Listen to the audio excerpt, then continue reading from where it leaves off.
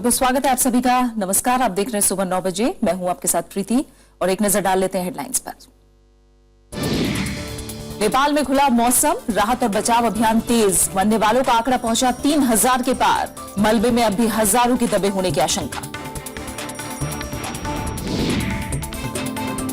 भारत में ऑपरेशन मैत्री के तहत तेज किया अभियान। प्रधानमंत्री ने बैठक कर लिया नेपाल के ताजा हालात का जायजा। 2000 से ज्यादा की स्वदेश वापसी। भूकंप में उत्तर भारत में मरने वालों की तादाद हुई 66। बिहार में सबसे ज्यादा तबाही। मृतकों के परिजनों को मिलेगा 6 लाख रुपए का मुआवजा। भूमि अधिग्रहण विधेयक को लेकर अडिग सरकार। वेंकैया नायडू ने कहा, पुनर्विचार का सवाल नहीं, विपक्षी दलों से सहयोग की अपील। और जीएसटी से जुड़े संविधान संशोधन विधेयक पर लोकसभा में होगी चर्चा। स्थायी समिति के पास भेजने की मांग पर अड़ा विपक्ष।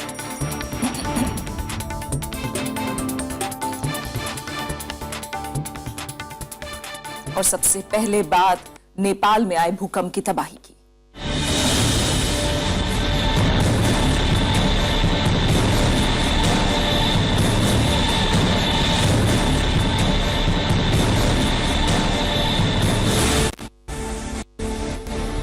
नेपाल में भूकंप के बाद बारिश ने लोगों की मुश्किलें और बढ़ा दी हैं। बारिश की वजह से राहत और बचाव के काम पर असर पड़ रहा है।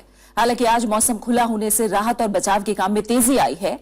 कुदरत की इस त्रासदी में अब तक 3000 लोगों की जान जा चुकी है। वहीं रविवार को आए ताजा भूकंप के झटकों के बाद लोग और ज्यादा दहशत में हैं। काठमांडू समेत नेपाल के कई दूसरे इलाकों में लोगों ने रविवार रात खुले आसमान के नीचे गुजारी। दहशत इस कदर है कि लोग अपने घरों में वापस लौटने को तैयार नहीं।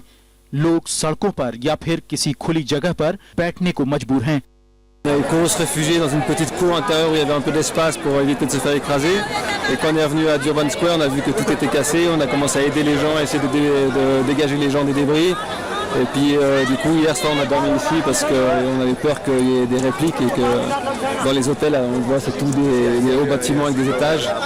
Du coup, voilà, on est là en attendant que la situation s'éclaircisse un peu. वहीं जख्मी लोगों के इलाज के लिए अस्पताल में जगह नहीं है। डॉक्टर भी खुले आसमान के नीचे मरीजों का इलाज करने को मजबूर हैं। Basically, we have come here because we have a hospital out there, but it's very unsafe. So that's why we have some patients that are here. So that's why we have come here for the rounds. And because of the severe sequence of the after quakes, most of the people, they are very afraid of getting into their houses. So they are living in this open area. पहले से ही कुदरत की मार झेल रहे लोगों पर आसमान से एक और आफत कहर बरपा रही है। बारिश की वजह से राहत और बचाव काम में मुश्किलें आ रही हैं। भारत समेत अमेरिका, चीन, पाकिस्तान और यूरोपीय संघ इस आपदा के वक्त नेपाल की मदद कर रहे हैं। दुनिया भर से राहत सामग्री नेपाल पहुंचने का सिलसिला जारी है। जापान ने 70 सदस्यों का एक विशेष दल नेपाल में राहत और बचाव काम के लिए भेजा है। We know from the reports from the area that there are a lot of casualties, so we plan to build a hospital that will function as a tertiary hospital, which means we can operate, we can have intensive care, hospitalize, and even escort patients, the wounded, the injured, to Israel.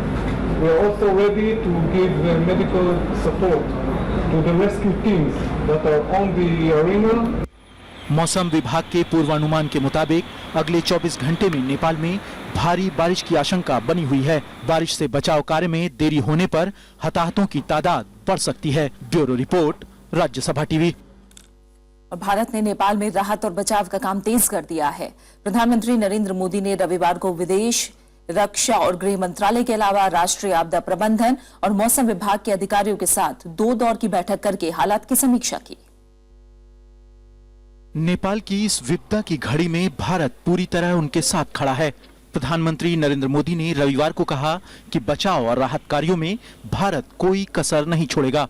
वहां इस काम के लिए 13 सैनिक जहाज, कई नागरिक जहाज, सेना के 2 फील्ड अस्पताल, राष्ट्रीय आपदा प्रबंधन की 10 टीमें, 50 टन पानी और 20 टन खाद्य पदार्थ समेत दूसरी जरूरी सामग्रियां भेजी गई हैं। नेपाल में फंसे भारतीय लोगों को लाने का काम भी शुरू हो गया है। We expect to have 13 military aircraft go into Kathmandu. 4 of them are C-17s, 3 of them are C-130s, 4 of them are IL-76s, and 2 of them are AN-32s. In addition, we had some civil aircraft go in the morning, 2 Air India aircraft and 1 jet to bring back Indians who were stranded there. Nepal में भूकंप से भारी तबाही मची है। शनिवार को नेपाल में आए भूकंप का केंद्र काठमांडू से 27 किलोमीटर उत्तर पूर्व में था। मरने वालों की तादाद में लगातार इजाफा हो रहा है। रविवार शाम तक 141 लोगों को जीवित निकाला गया। We have in fact rescued almost 141 people from generally the area which would be treated as the epicenter of the earthquake. And they have been moved to the military hospitals or other hospitals in Kathmandu. Nepal में फंसे भारतीय लोगों को निकालने के लिए काठमांडू से हवाई जहाज ने 3 उड़ानें भरी। इसके अलावा बिहार, यूपी और उत्तराखंड से बसें भी भेजी जा रही हैं ताकि वहां फंसे लोगों को सड़क मार्ग से निकाला जा सके।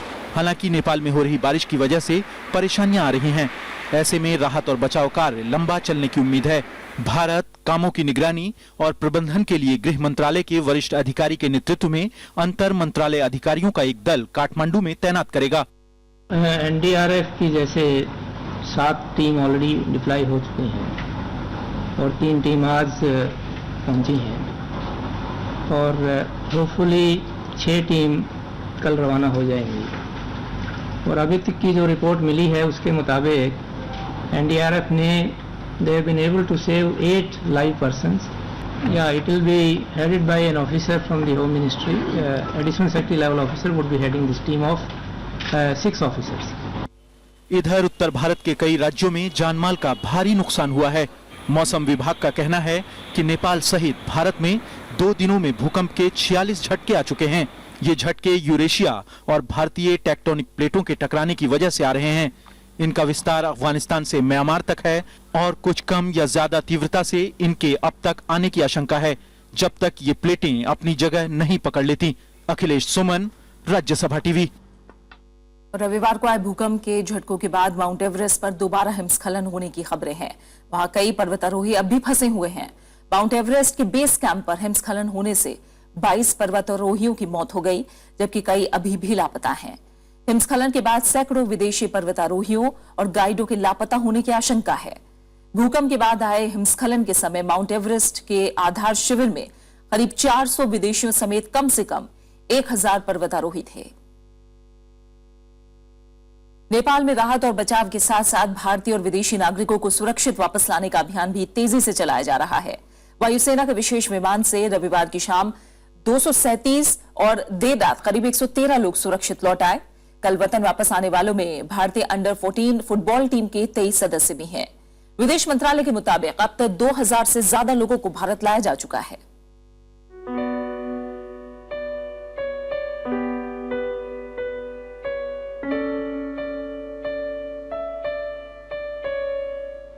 नेपाल में भूकंप की भयावह त्रासदी को करीब से देखकर वतन लौटे इन लोगों के चेहरे पर खौफ और राहत के मिले जुले भाव देखे जा सकते हैं। Very tragic. In fact, a lot of the Nepali staff in our hotel were crying. They didn't know, their phones were not working. Situation ये है कि वहाँ से जैसे हम लोग इंडियन से निकल आए हैं और वहाँ के नेपालीज लोगों के लिए इतनी समस्या है कि उनके लिए न तो पानी है, न वहाँ पे बिजली है और न ही रास्ता है। हर जगह बिल्डिंग्स गिरी हुई है, रोड के ऊपर हर जगह त्राही त्राही मची हुई है।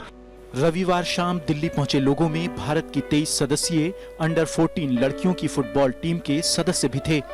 ये सभी एशियाई फुटबॉल परिसंघ के क्षेत्रीय टूर्नामेंट में हिस्सा लेने नेपाल गई थीं। सिचुएशन तो वो फील जो होता है वो शेयर तो कर नहीं सकते, बस महसूस जो उस टाइम होता है वो पता है। हम ये मेरे बच्चे नीचे खेल रहे थे बाहर, हम लोग ऊपर थे, जैसे भूकंप आया मुझे नहीं पता मैं नीचे कैसे उतरा। बिल्डिंग गिर रही थी, प्लास्टर सारा, जैसे इधर पैर में मोच आ गई, पैर मुड़ गया, पता नहीं बच्चों को पहले निकाला। विदेश मंत्रालय के मुताबिक शनिवार को करीब 540 भारतीयों को सुरक्षित वापस लाया गया था, जबकि रविवार की शाम 237 और देर रात करीब 113 लोग सुरक्षित लौटे। Today so far 2 aircraft have been able to take off. One was of 237 which has landed already. One is of 266, which is on its way. There is one aircraft which is loading as we speak, which is of 130 people. We have a lot of Indians and citizens of other countries. Operation मैत्री की कड़ी में आज भी भारतीय और विदेशी नागरिकों को नेपाल से सुरक्षित वापस लाने का सिलसिला जारी रहेगा। हालांकि काठमांडू में हुई बारिश से राहत और बचाव के कामों में दिक्कत का सामना करना पड़ रहा था। Bureau report, Rajya Sabha TV. Nepal में आए विनाशकारी भूकंप के बाद रविवार को भी राजधानी दिल्ली समेत भारत के कई राज्यों में फिर भूकंप के झटके महसूस किए गए। इस बीच देश भर में भूकंप से 66 और बिहार में सबसे ज्यादा 51 लोगों की मौत हुई, जबकि करीब 400 लोग जख्मी हुए हैं। केंद्र सरकार ने मृतकों के परिजनों के लिए मुआवजा बढ़ाकर 6 लाख रुपए कर दिया है।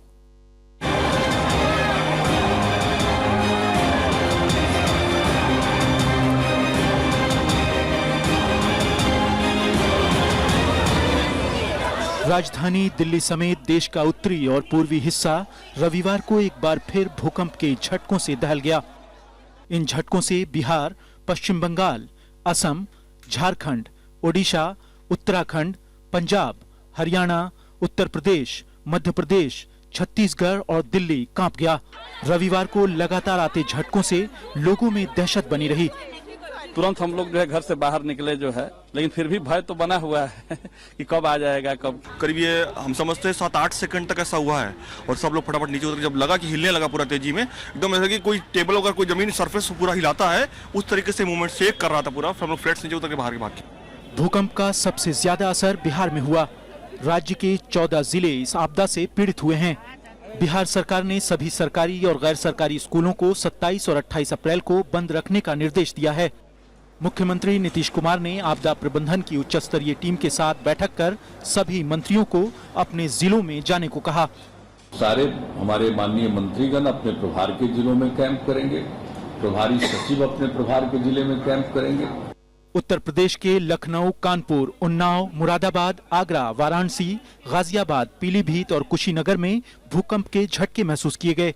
पश्चिम बंगाल की राजधानी कोलकाता समेत पूरे राज्य में रविवार को भूकंप के कई झटके आए। राजस्थान में भी भूकंप से एक मौत हुई है। इस बीच प्रधानमंत्री ने राहत और बचाव कार्य की समीक्षा के लिए एक और बैठक की। उन्होंने राहत और बचाव काम में तेजी लाने के निर्देश भी दिए। We are in constant touch with the state governments. We are monitoring the situation, and if they need any further assistance from the central government, we have assured them all possible help from the side. इस बीच केंद्र सरकार ने भूकंप में मारे गए लोगों के परिजनों को मुआवजे के तौर पर 6 लाख रुपए देने की रविवार को घोषणा की। केंद्र सरकार ने लोगों से भूकंप की आशंका को लेकर फैल रही अफवाहों पर ध्यान नहीं देने की भी अपील की। Bureau report, Rajya Sabha TV. प्रधानमंत्री नरेंद्र मोदी ने नेपाल में आई त्रासदी पर गहरा दुख जताया है। रविवार को मन की बात कार्यक्रम में उन्होंने कहा कि नेपाल की इस आपदा की घड़ी में भारत उसके साथ खड़ा है। प्रधानमंत्री ने इस दौरान यमन में ऑपरेशन राहत की कामयाबी के साथ साथ सानिया मिर्जा और साइना नेहवाल की कामयाबियों का भी जिक्र किया। मन की बात करने का मन नहीं हो रहा था आज। प्रधानमंत्री नरेंद्र मोदी ने रविवार को रेडियो पर मन की बात कार्यक्रम में नेपाल समेत पूरे हिमालय क्षेत्र में आए भूकंप का जिक्र किया। प्रधानमंत्री ने कहा कि उन्होंने कच्छ का भूकंप करीब से देखा है। उन्होंने कहा कि मैं कल्पना कर सकता हूं कि नेपाल में लोगों पर क्या बीत रही होगी। उन्होंने एक बार फिर नेपाल को हर मुमकिन मदद का भरोसा दिलाया। सबसे पहला काम है रेस्क्यू ऑपरेशन, लोगों को बचाना। अभी भी मलबे में दबे हुए कुछ लोग जीवित होंगे, उनको जिंदा निकालना है।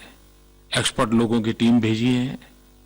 साथ में इस काम के लिए जिनको विशेष रूप से ट्रेन किया गया है, ऐसे स्नीपर डॉग्स को भी भेजा है। ये स्नीपर डॉग्स ढूंढ पाते हैं कि कहीं मलबे के नीचे कोई इंसान जिंदा हो। कोशिश हमारी पूरी रहेगी अधिकतम लोगों को जिंदा बचाएं। प्रधानमंत्री ने यमन में चलाए गए ऑपरेशन राहत का भी जिक्र किया। उन्होंने कहा कि यमन में भारत के अभियान का दुनिया ने लोहा माना। इस दौरान यमन से भारत ने 48 देशों के नागरिकों को निकाला। यमन में हमने दुनिया के करीब 48 देशों के नागरिकों को बचाया था, चाहे अमेरिका हो, यूके हो, फ्रांस हो, रशिया हो, जर्मनी हो, जापान हो। हर देश के नागरिकों को हमने मदद की थी और उसके कारण दुनिया में भारत का ये सेवा परमो धर्म, इसकी अनुभूति विश्व ने की है। हमारा विदेश मंत्रालय, हमारी वायुसेना, हमारी नौसेना इतने धैर्य के साथ, इतनी जिम्मेवारी के साथ इस काम को किया है। दुनिया में इसकी अमीर छाप रहेगी आने वाले दिनों में, सब मैं विश्वास करता हूं। मन की बात कार्यक्रम में प्रधानमंत्री ने बेमौसम बारिश से हुए नुकसान पर भी चिंता जताई। नरेंद्र मोदी ने मन की बात में अपनी 3 देशों की यात्रा का भी जिक्र किया। प्रधानमंत्री ने बाबा साहेब भीमराव अंबेडकर के सपनों को साकार करने पर जोर दिया। प्रधानमंत्री ने साइना नेहवाल और सानिया मिर्जा की कामयाबी पर उन्हें बधाई भी दी। Bureau report, Rajya Sabha TV.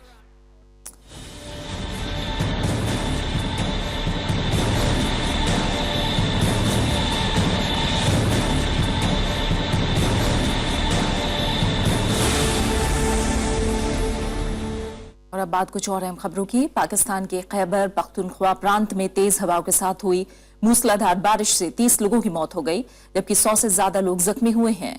बारिश से प्रांतीय राजधानी पेशावर समेत 4 सड्डा नौशेरा जिले में खास तौर से पीड़ित हुए हैं लोग, और घायलों को पेशावर के लेडी रीडिंग हॉस्पिटल और 4 सड्डा और साथ ही नौशेरा के जिला अस्पतालों में भर्ती कराया गया है। वहीं सेना राहत और बचाव के काम में जुट गई है। लोकसभा में आज जीएसटी से जुड़े 122वें संविधान संशोधन विधेयक पर चर्चा हो सकती है। विपक्ष विधेयक को स्थायी समिति के पास भेजने की मांग कर रहा है।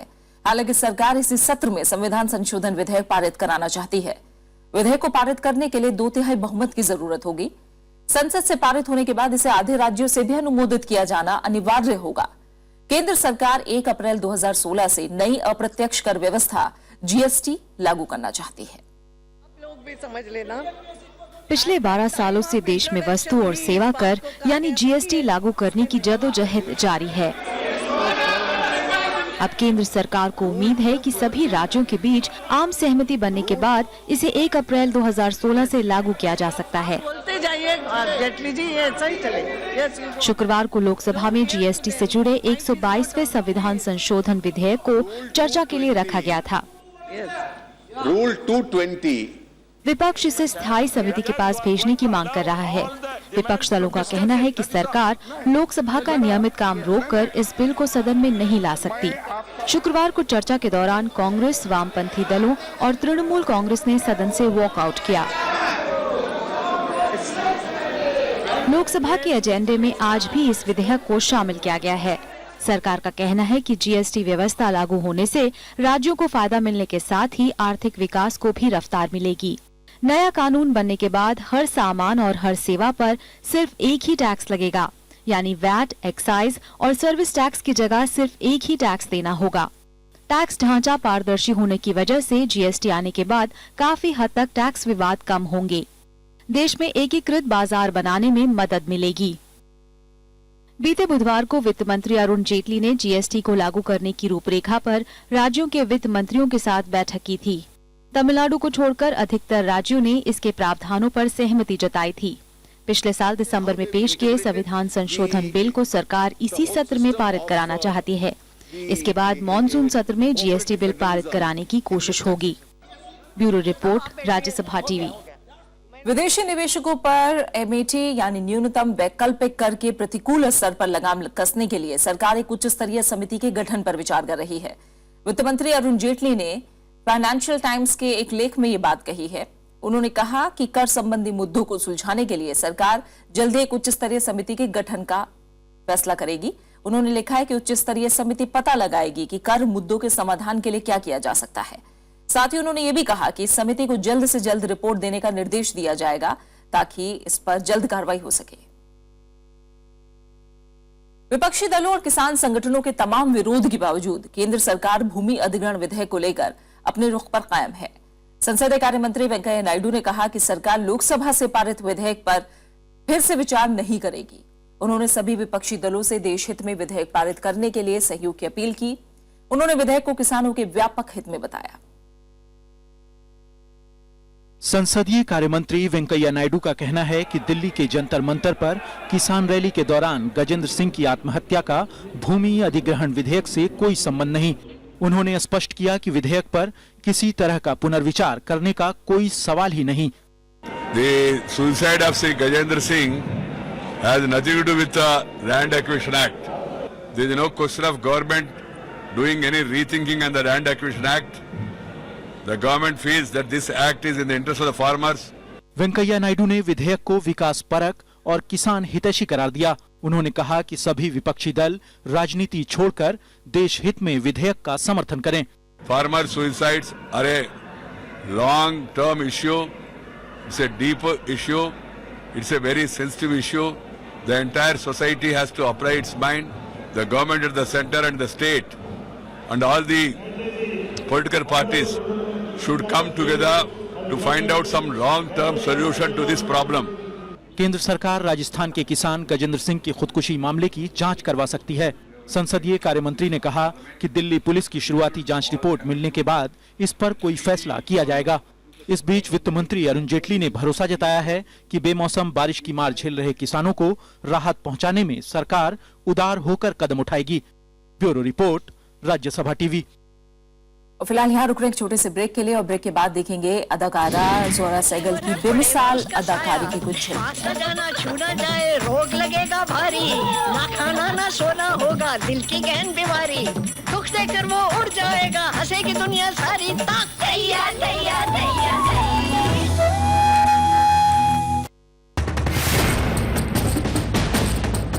साल दर साल देश ने देखा पहली बार राष्ट्रपति और उपराष्ट्रपति का चुनाव, 18 विधानसभाओं और लोकसभा का चुनाव, शानदार और निष्पक्ष कवरेज।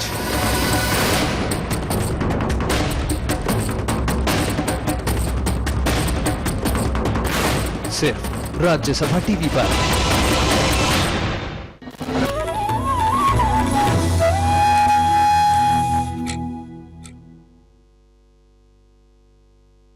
के बाद आपका स्वागत है।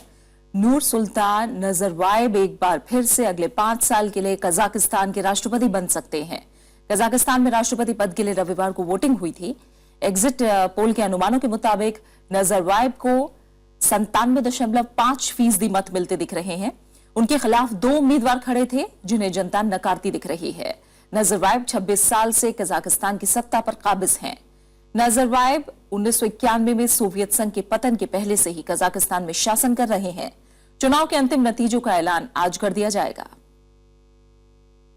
खबर इराक से, जहां की राजधानी बगदाद के नजदीक रविवार को हुए सिलसिलेवार कार बम धमाकों में 18 लोगों की मौत हो गई। पहला धमाका मध्य बगदाद के व्यस्त कारोबारी इलाके खिलानी स्क्वायर में हुआ, जिसमें 7 लोग मारे गए जबकि 25 लोग जख्मी हुए। इससे कुछ ही घंटों बाद महमूदिया, अमिल और हुसैनिया समेत इराक के कई दूसरे इलाकों में हुए अलग अलग धमाकों में 11 लोग को अपनी जान गंवानी पड़ी। हालांकि अभी तक किसी भी आतंकी संगठन ने धमाकों की जिम्मेदारी नहीं ली है।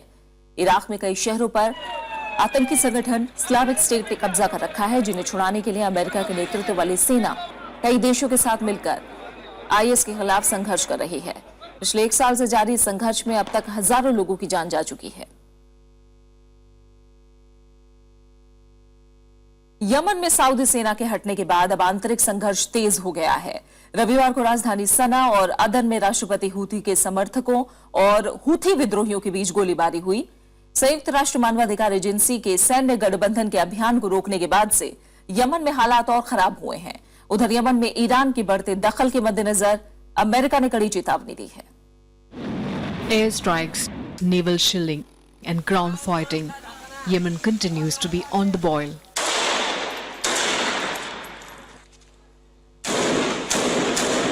At least 5 airstrikes were reported near the presidential palace in Yemeni capital Sana'a on Sunday.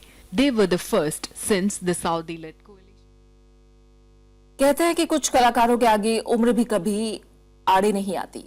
Zohra Sehgal ऐसी ही अभिनेत्री थी जिन्होंने लंबे समय तक फिल्मों और रंगमंच में अपनी बेमिसाल अदाकारी से सभी के दिलों पर राज किया। आइए इस महान अदाकारा की आज जयंती है, उन्हें याद करते हैं। जोहरा सहगल कहते हैं कि उनके चेहरे की झुर्रियों में भी बचपन झलकता था। शायद यही कारण रहा कि 102 साल की होने के बावजूद भी कभी बूढ़ी नहीं हुई।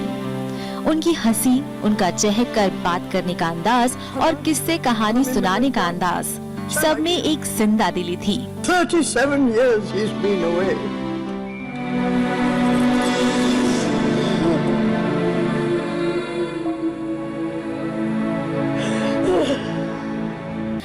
रामपुर के एक मुस्लिम परिवार में पैदा हुई।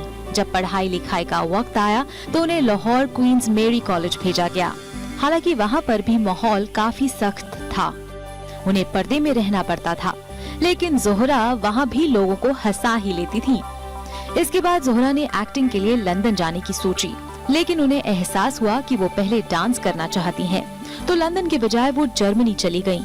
यहीं उनकी मुलाकात महान कलाकार उदय शंकर से हुई। भारत पहुंचकर उन्होंने उदय शंकर का ग्रुप ज्वाइन कर लिया। जोहरा काफी समय तक पृथ्वी थिएटर और इप्टा से भी जुड़ी रहीं। जोहरा सहगल ने हिंदी फिल्मों में भी योगदान दिया। आवारा का ड्रीम सीक्वेंस डांस उन्होंने ही कोरियोग्राफ किया था। प्यास बुझी मेरी अखियन की।